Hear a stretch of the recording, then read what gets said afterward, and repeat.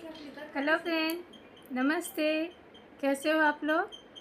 तो फ्रेंड, आज मैं आप लोगों के लिए बहुत ही प्यारी सी स्टोरी लाई हूँ। ये स्टोरी बहुत ही रोमांच और रहस्य से भरी हुई है और इसे सुनकर आप लोगों को बहुत ही अ, अ, पसंद आने वाला है ये स्टोरी। तो अभी मैं आप लोगों का ज़्यादा टाइम नहीं लेते हुए आप लोगों को स्टोरी सुना रही हूँ। और स्टोरी सुनने से पहले प्लीज़ मेरा चैनल सब्सक्राइब कर लीजिए और वीडियो पसंद आए तो लाइक शेयर ज़रूर कीजिएगा। तो फ्रेंड, ये स्टोरी एक बहुत ही पुराने ज़माने की है। एक बहुत ही प्यारा सा राज्य था अमर्त्य, और वहाँ का राजा था उसका नाम था वीरेंद्र, और उसकी जो रानी थी वो उसका नाम था मेदलिका। तो जो राजा था वीरेंद्र, वो बहुत ही साहसिक, बहुत ही मतलब वीर था। हर सिचुएशन में लड़ने वाला और अपने राज्य की रक्षा करने वाला।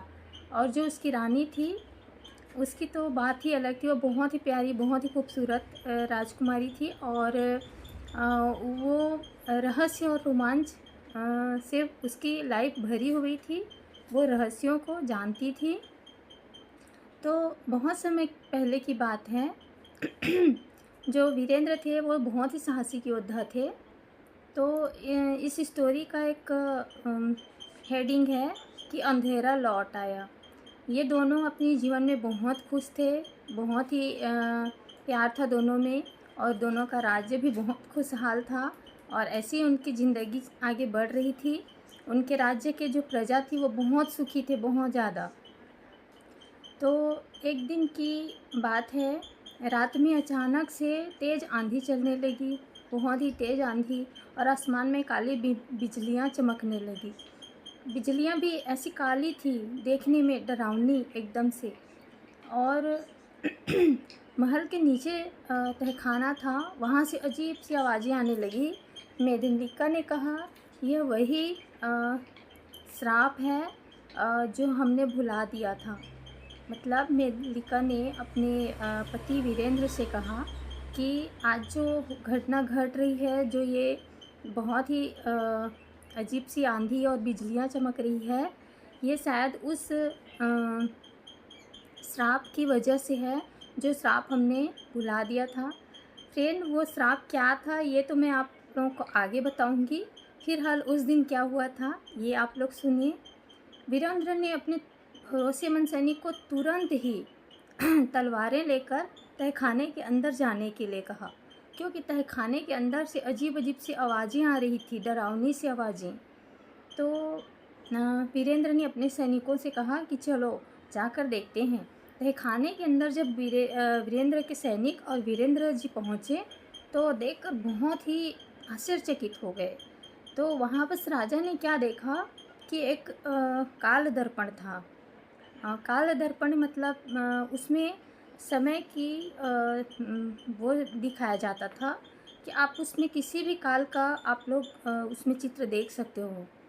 तो वो काल दर्पण टूटा हुआ था, जिसे छूते ही सैनिक लोग बेहोश हो गए और बिजली कौंधी और सारे सैनिक बेहोश हो गए। तब उसमें से एक धुंधली सी छाया उभरी, अजीब सी डरावनी सी छाया, काली। तो एक बेताल था। बेताल एकदम से डरावनी आवाज़ में बोलने लगा कि मैं बेताल हूँ। हजारों साल पहले कैद किया गया था इस काल दर्पण में। वो जो दर्पण था उसमें उस बेताल को कैद किया गया था, किसी ने उसको उसमें कैद किया था।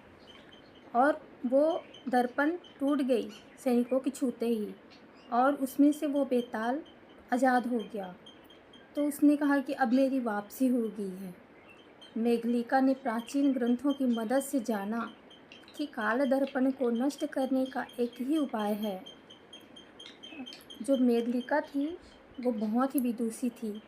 उसे रहस्य और रोमांच उसके लाइफ की हिस्सा था, और उसे जादू और ये सब कहना चाहिए कि भविष्य देखना ये सब उसको आता था, उसने पढ़ा था। तो उसने काल दर्पण को नष्ट करने का एक बहुत ही उपाय देखा, और तो फ्रेंड, उन प्राचीन ग्रंथों में उस काला दर्पण को नष्ट करने का एक उपाय दिया था। उस उपाय को मेघलिका ने पढ़ा। उसमें लिखा था कि एक ही उपाय है जो इस बेताल को और इस काल दर्पण को नष्ट कर सकता है, और वो है सत्य का तीर। एक सत्य का तीर रहेगा, वही इसे नष्ट कर सकता है। और वो सत्य का तीर वही चला सकता है जिसकी आत्मा पूर्णतः शुद्ध हो, मतलब जिसकी अंतरात्मा शुद्ध हो, जिसमें छल कपट ना हो, झूठ ना हो, जो बहुत ही अच्छा विचार का इंसान हो, और कहना चाहिए हीरो, जो हीरो हो इस स्टोरी का, तो उसके एक ही तीर से वो नष्ट हो सकता है। तो रानी को पता था, मेघलिका को पता था कि वीरेंद्र बहुत ही शुद्ध आत्मा है उसके अंदर में। तो उसने फिर उसको राजा वीरेंद्र को अपने तरफ से मनाया कि आप उस बेताल के साथ युद्ध करो, नहीं तो आपका राज्य वो नष्ट कर देगा।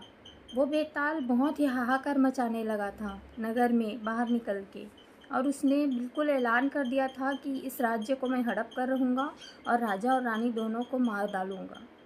तो फिर राजा वीरेंद्र और बेताल के साथ में बहुत भयानक युद्ध हुआ। आकाश काला हो गया, बिजली गिरने लगी और युद्ध आरंभ हो गया। रानी ने अंतिम क्षण में तीर राजा के हाथों में दिया। वो तीर जिसे उसने मंत्रों के द्वारा शुद्ध किया हुआ था, उसे उसने कहा कि आप इससे बेताल के हृदय में उतार दीजिए। बेताल चीखते हुए राख में बदल जाएगा और दर्पण टूट जाएगी। वीरेंद्र बहुत ही साहसिक योद्धा था। उसने बिल्कुल वैसा ही किया जैसा रानी मेघलिका ने कहा, और उसने एक क्षण की भी देरी नहीं की और वो तीर सीधा बेताल के हृदय में उतार दिया।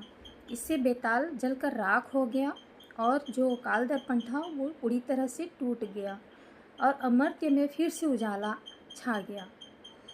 रानी ने कहा, जो साथ लड़े वही सच्चे साथी होते हैं। रानी की यही वाक्य इस स्टोरी का रहस्य था।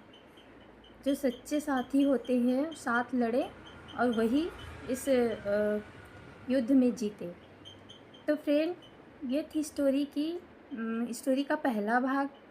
हम लोग आपको दूसरे भाग में बताएंगे कि वो काल दर्पण कहाँ से आया था और रानी मेघलिका ने कहाँ से ये जो काल दर्पण का जो ज्ञान था वो प्राप्त किया था, और राजा वीरेंद्र कौन थे और कैसे रानी मेघलिका से मिले थे। ये सारी स्टोरी मैं आप लोगों को सेकेंड भाग में बताऊंगी। आज के लिए इतना ही। प्लीज़ मेरा वीडियो लाइक शेयर कीजिए, और कहानी आप लोगों को कैसे लगी कमेंट में ज़रूर बताइएगा। Thank you.